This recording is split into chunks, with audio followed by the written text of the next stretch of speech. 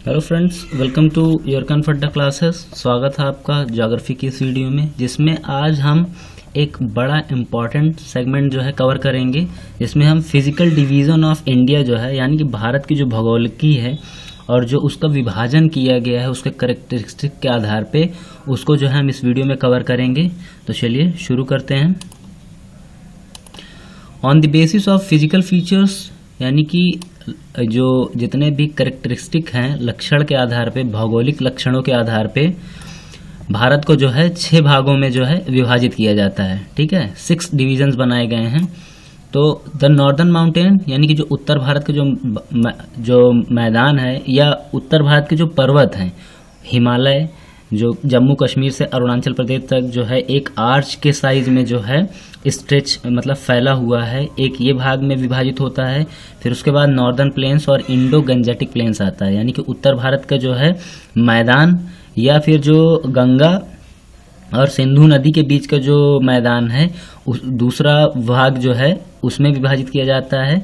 तीसरा है peninsula India. Peninsula का मतलब क्या होता है? देखिए, पेनिनसुला मैं आपको थोड़ा बता देता हूँ। देखिए, जैसे आप ऐसे करेंगे, ये क्या हो गया कि 3 अलग अलग तरफ से अलग अलग वाटर बॉडीज से जब जुड़ा होता है, ठीक है, एक जो मेन लैंड का जो हिस्सा होता है 3 अलग अलग वाटर बॉडीज से जब वो जुड़ा होता है तो इस जगह को क्या बोलते हैं? पेनिनसुला बोलते हैं और या प्रायद्वीप बोलते हैं। तो ऐसा फीचर हमको देखने को कहाँ मिलता है? दक्षिण भारत में देखने को मिलता है। आप जब मैप देखेंगे तो आपको ये काफ़ी हद तक समझ में आ जाएगा। फिर द इंडियन डेजर्ट, ठीक है, जो हमारा राजस्थान का पूरा वेस्ट पश्चिम जो हिस्सा है और गुजरात का अपर हिस्सा जो है वो क्या होता है? इंडियन डेजर्ट में आता है। तो ये चौथा जो है फिजिकल डिवीज़न है। और 5वां जो है कोस्टल प्लेन्स, 1500 से ज़्यादा जो फैला हुआ है गुजरात से पूरा वेस्ट बंगाल तक ये पूरा जो एरिया फैला हुआ है ये कोस्टल प्लेन कहलाता है। ठीक है, लगा हुआ तटीय मैदान। फिर उसके बाद आ जाता है हमारा आइलैंड। अरेबियन सागर में जो है लक्षद्वीप जो स्थित है वो भी भारतीय भूमि का ही या भारतीय सॉवरेनिटी का ही हिस्सा है। और फिर बे ऑफ बंगाल में जो है, बे ऑफ बंगाल में क्या है? एक बड़ा क्षेत्र जो है द्वीप के तौर पर स्थित है, जिसे अंडमान एंड निकोबार के नाम से जाना जाता है। तो आपको जो है मैंने मोटे तौर पे जो है 6 डिवीज़न कर दिए हैं, फिजिकल डिवीज़न आपको मैंने बता दिए हैं इसमें। तो चलिए आगे देखते हैं। अब हम लोग नॉर्दर्न माउंटेन को जो है काफ़ी अच्छे से एक्सप्लेन करेंगे। तो द नॉर्दर्न माउंटेन्स, यानी कि उत्तरीय जो पर्वत हैं उनको देखते हैं। तो the northern mountains were form by the ongoing tectonic collision of the Indian and Eurasian plate. ठीक है, देखिए प्लेट टेक्टोनिक जो थ्योरी है उसके हिसाब से देखिए ये एक अलग टेक्टोनिक प्लेट है और ये एक अलग टेक्टोनिक प्लेट है। ठीक है, नीचे वाली प्लेट क्या है? इंडियन प्लेट है। ऊपर वाली क्या है? यूरेशियन प्लेट है। ये दोनों क्या है? इनके बीच में टकराव हो रहा है।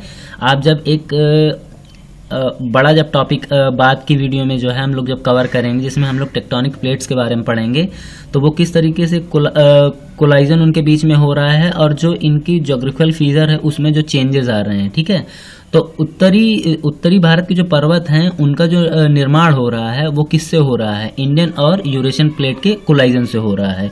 इट कंटेन्स, इसमें कौन कौन से जो हैं पर्वत हैं? तो इसमें हिमालय है, हिंदू कुश है जो चाइना में स्थित है, पटकाई रेंजेस हैं। ठीक है, पटकाई रेंजेस क्या है? एक तरीके की गांठ है। मार्क्स द नॉर्दर्न इंडिया सब कॉन्टिनेंट, और ये क्या करती हैं कि उत्तर भारत का जो उप महाद्वीप है उसको तैयार करते हैं ये तीनों पर्वत श्रृंखला मिलकर, जो किसका हिस्सा है? जो उत्तरीय पर्वतीय श्रृंखलाओं का हिस्सा है। These mountains are the boundary between 2 of earth great ecozones. ठीक है, विश्व के जो 2 सबसे बड़े जो पारिस्थितिकी जो जोन है या क्षेत्र हैं या रीजन है, उन दोनों का कहीं ना कहीं एक तरीके का संगम है। ठीक है, temperate palearctic that's cover most of the Eurasia. Temperate से मतलब क्या है? जो पेलियाट्रिक, ये जो ठंडी जगह है, जैसे कि यूरेशिया से मतलब है इसका, यानी कि यूरोप और एशिया का जो कन्वर्जेंस जोन है वो ट्रॉपिकल और subtropical Indo Malay eco zone.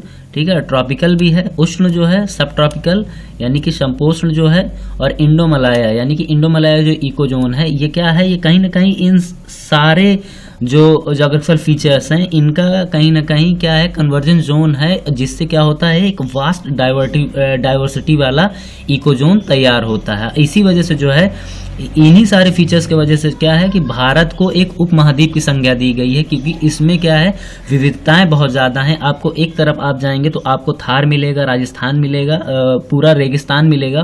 फिर आप एक तरफ जाते हैं तो पूरे आपको ठंडे पर्वत हिमालय की श्रृंखला मिलेगी।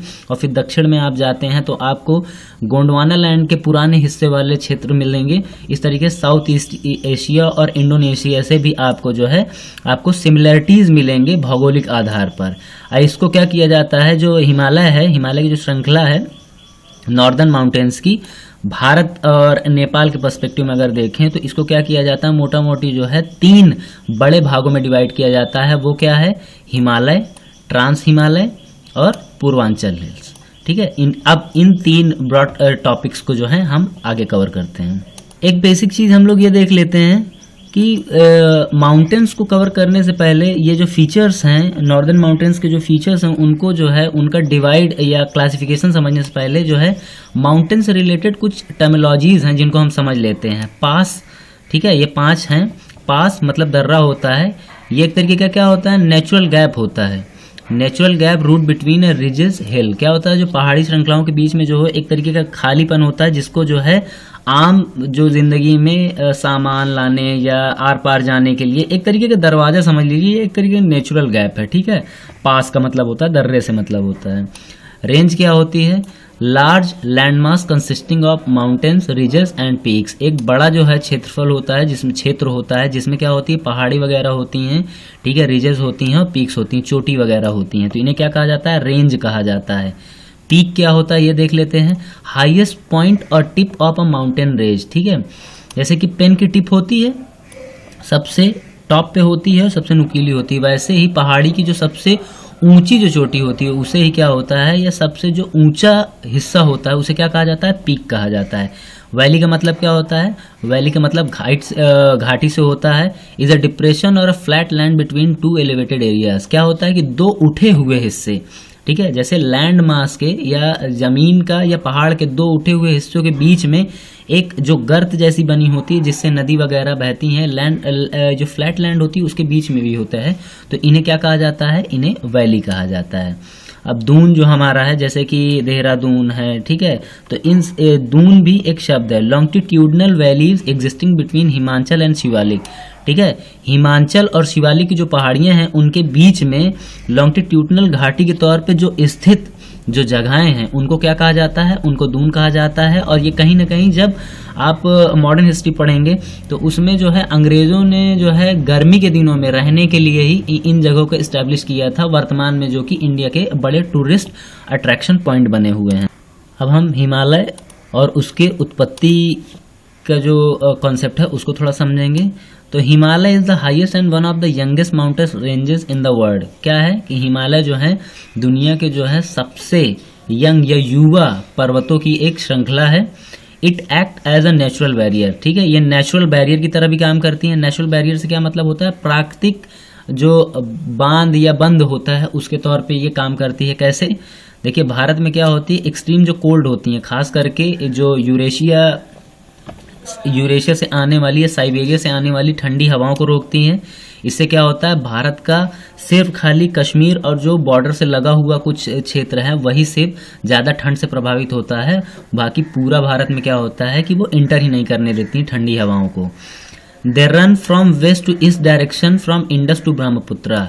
ये क्या है, ये एक तरीके का आर्च जो होता है, जैसे चांद है ना, चांद, ठीक है, तो चांद जैसा ये देखिए, ये चांद मैं आपको बता देता हूँ आर्च से मतलब क्या है। देखिए जैसे कि आप ये देखिए, अब ये ऐसे, ठीक है, आपको ये दिख गया ऊपर, ठीक है, ये ऊपर, ये क्या हो गया, एक तरीके का आर्च फैला हुआ है। आर्च से मतलब ये होता है कि जम्मू कश्मीर से अरुणाचल प्रदेश तक, यानी कि सिंधु नदी से ब्रह्मपुत्र तक ये एक तरीके का आर्च के तौर पे फैला है। और लगभग इसकी लेंथ कितनी है, इसका डिस्टेंस जो है 2500 किलोमीटर है। और इसकी जो चौड़ाई है 400 किलोमीटर है। पश्चिम में इसकी चौड़ाई जो है 400 किलोमीटर है और पूर्व में इसकी चौड़ाई कितनी है, 150 किलोमीटर है। ठीक है। पूर्व में इसकी चौड़ाई कितनी है, 150 किलोमीटर है। तो एक क्वेश्चन जो है लास्ट टाइम जो है जो टेस्ट सीरीज वगैरह होती हैं उसमें काफ़ी हाईलाइट था कि जो हिमालय पर्वत है, ठीक है, हिमालय जो है वो भारत के किस क्षेत्र में, पश्चिम में या पूर्व में सबसे ज़्यादा चौड़ाई में है, ठीक है। तो वो क्या था, वो पश्चिम में था। Its origin can be traced in Jurassic era. जो हिमालय के उत्पत्ति का जो वक्त है वो क्या है, जुरासिक एरा जो था उस टाइम में वो लगभग 80 मिलियन साल पहले था। This mountain ranges are mostly formed of sedimentary and metamorphic rocks. ये क्या है, ये सेडिमेंट्री और मेटामॉर्फिक रॉक्स से बनी हुई है। इसी वजह से क्या होता है कि इसमें जो है जो लैंड स्लाइडिंग होती है, भूस्खलन होती है, उसकी घटनाएं बहुत होती हैं और ये सबसे ज़्यादा अर्थक्वेक प्रॉन एरिया है। यहाँ पर क्या होता है, जो सिस्मिक जोन जो बनते हैं उसमें ये हाईली सेंसिटिव एरिया माना जाता है, खास करके भूकंप के मामले में। इसी वजह से क्या होता है कि इंटेंस फोल्डिंग और फॉल्टिंग इसके बीच में होती रहती है।